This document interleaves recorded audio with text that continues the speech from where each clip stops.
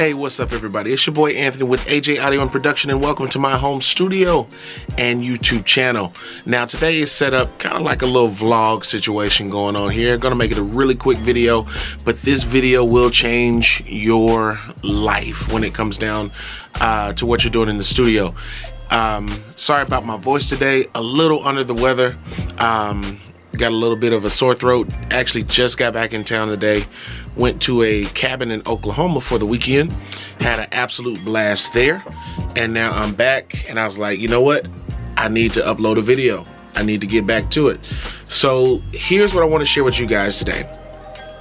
This method changed my life. So in my studio, which you guys are familiar with looking at, and seeing. One day I'm gonna do a studio tour. Comment below if you want a studio tour. Let me turn my blue light on so you can probably see a little better. So I'm gonna do a studio tour one day.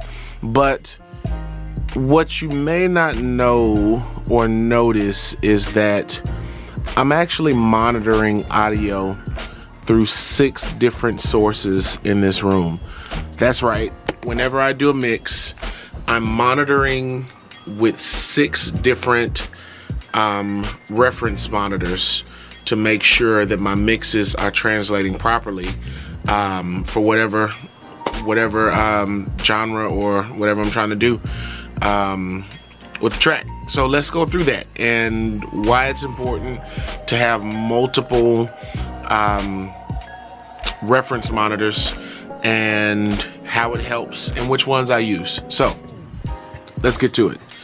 Now, of course, the most blatantly obvious monitors you see in this room are my KRK 10-3s. Excuse my desk. My desk is extremely junky right now. But you got my KRK 10-3s right here. Awesome 3-way monitors. That's a 10-inch woofer. Got a 3-inch, it's a 3-inch and then a 1-inch tweeter. Right there. So it's a 10-inch woofer, 3-inch mid driver, and then a 1-inch tweeter for the highs. And these KRKs are extraordinarily clear and well balanced compared to other KRK speakers. I know a lot of times people don't prefer KRK because they can be a bit bass heavy, but since these are 3-ways, the sound is a lot more tight, a lot more crisp, and a lot more punchy than just having the dual driver KRK speakers. Paired with these KRKs is my sub, and don't talk about my cable management down there under the desk. It's horrible. I need to adjust my cable management. I need to fix that. So those are these are actually the last monitors that I'll listen to, and let's actually do it that way. I'll preface it this way. The order that I'm giving you these monitors are not the order in which I mix, but the order in which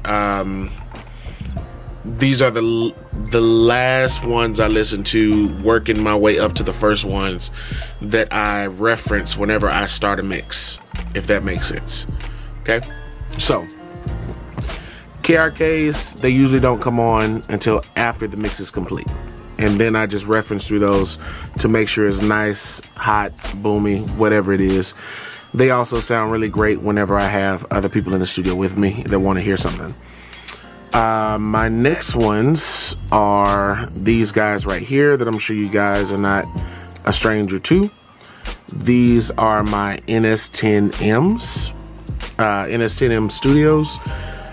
Really great speakers. Everyone pretty much knows what they're for, how they're used, blah, blah, blah, blah, blah. They don't sound great, but they do tell the truth on your mix, and they will let you know what you're doing wrong. If you're doing something wrong, these guys will snitch on you. Avantone Mix Cubes, Avantone Mix Cubes. Just got these amazing speakers. They're just a woofer, that's it. They're not very exciting to listen to at all. Probably some of my least favorite to listen to, but my most favorite to listen to as well, because they're going to tell the absolute truth on what's happening inside your mix, and I do have a matching pair of those, okay? Coming from my Avantone Mix Cube, so I got, that's 6, 5, 4, coming in at a solid number 3, I have these little things right here. Now these are just a pair of computer desk. I told you my desk is dirty. Yeah, exposed. I'm exposed. Got remotes, charger pads, Xbox controls, all that crap. But these guys here are just a pair of computer speakers that I bought from Target. I think they cost around 25 bucks or something like that. The reason I reference in these while mixing is because you want to make sure that the people that are listening on speakers like this, that it actually sounds good and it translates well, right? Cheaper speakers, but they do a heck of a job. This speaker is basically the equivalent of if somebody's using a really nice Bluetooth speaker or something like that. That's what I'm referencing through. They actually have a little subwoofer too. Again, don't talk about my cables. The sub for those things are right here behind my monitor. There's a little sub for them. And it has a little control right here to control the volume on those little speakers. So these are amazing and worth every penny of the $25 or $27, however much I spend on these things, right? The next speaker, so again, we're at 6, 5, 4, that's 3.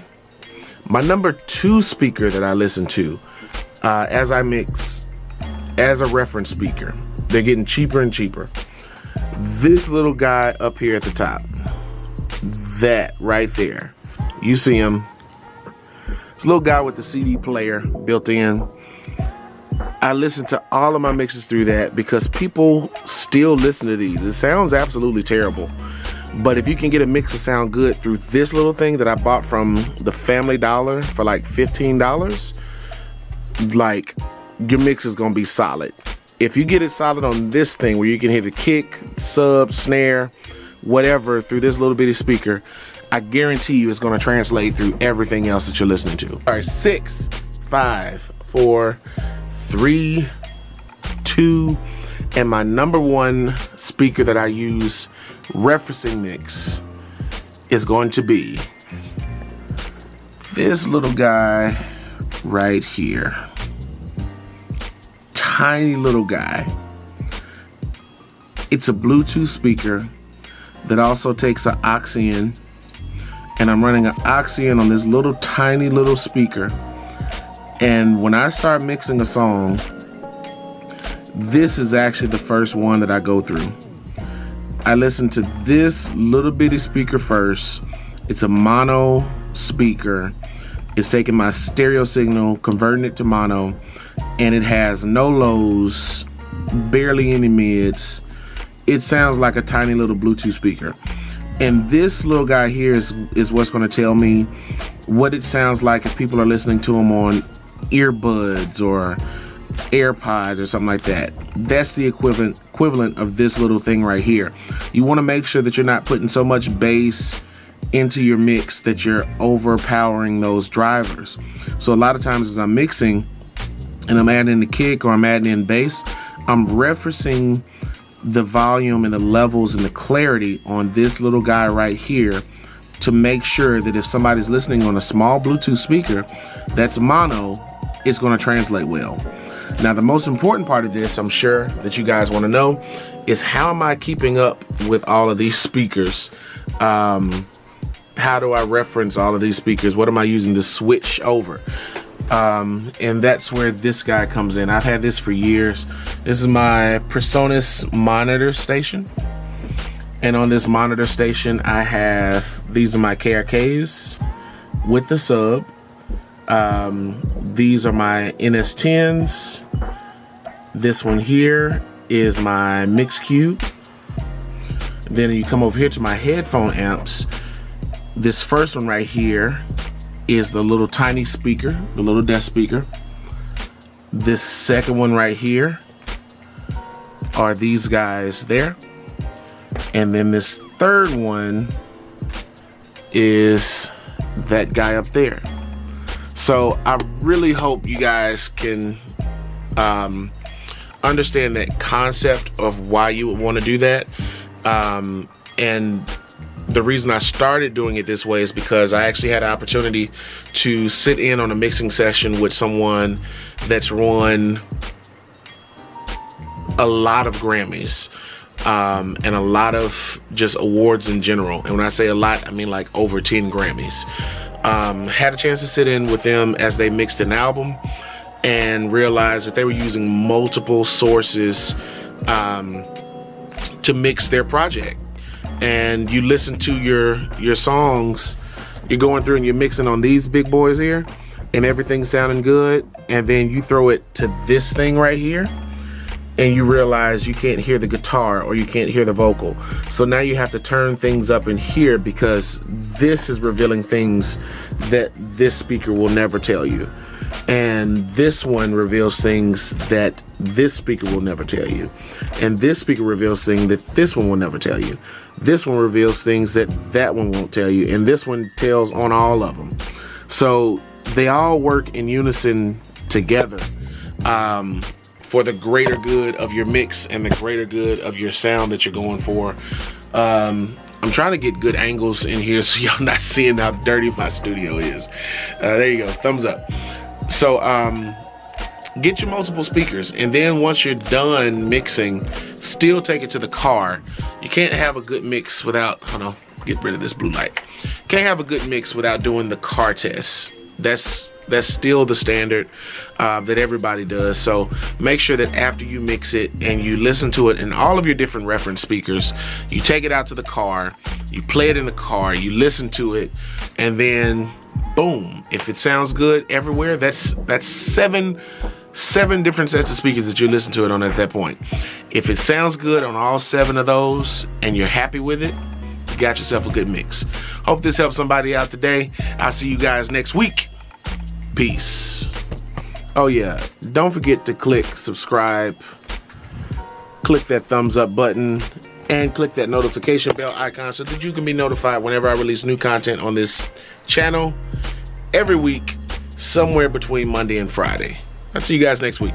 Peace.